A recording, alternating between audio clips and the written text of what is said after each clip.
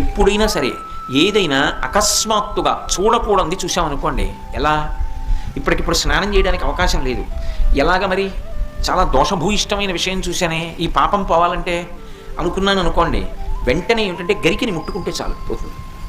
తీవ్రమైనటువంటి పీడకలు వచ్చిందనుకోండి, ఆ పీడకల పరిహారం అవ్వాలనుకోండి ఏ అభిషేకమో చేయించుకోవాలి. శక్తి లేదనుకోండి, మీరు అన్ని పూజలు చేయించుకున్నట్టే.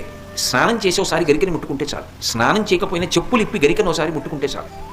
అందుకే శతమూలా శతాంకుర సర్వగం హరతు మే పాపం దుర్వాదు స్వప్ననాశిని.